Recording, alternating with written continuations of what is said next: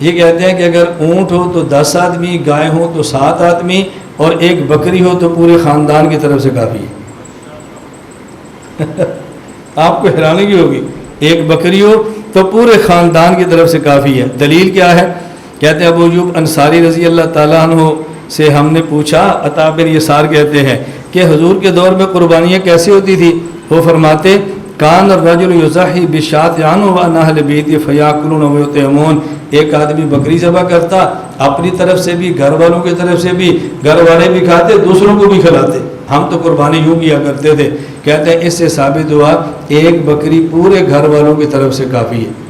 بھائی اس کا آسان جواب تو ذہن میں رکھ لیں، اس کا مطلب یہ ہے کہ جب قربانی نفل ہو، آدمی اجر لینا چاہے تو اپنے ساتھ گھر والے کا پوری امت کو بھی شامل کرنا چاہے تو کر سکتا ہے۔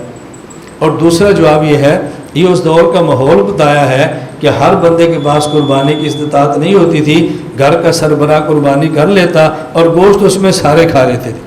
اس کا معنی یہ نہیں تھا کہ قربانی سب کی طرف سے ہے۔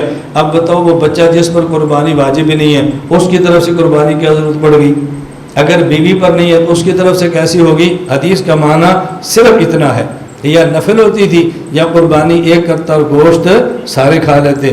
اور اگر اس بات کو مان لیا جائے کہ ایک بکری پورے گھر والوں کی طرف سے کافی ہے، تو پھر یہ تقسیم کرنے کی ضرورت کیا ہے کہ گائے 7 بندوں کی طرف سے، اونٹ 10 بندوں کی طرف سے، پھر یہ کہہ لو بکری گھر والوں کی طرف سے اور گائے خاندان کی طرف سے اور اونٹ پورے گاؤں کی طرف سے۔ پھر اس طرح کا مسئلہ ہونا چاہیے۔ اللہ تعالی ہمیں بات سمجھنے کی توفیق عطا فرمائے۔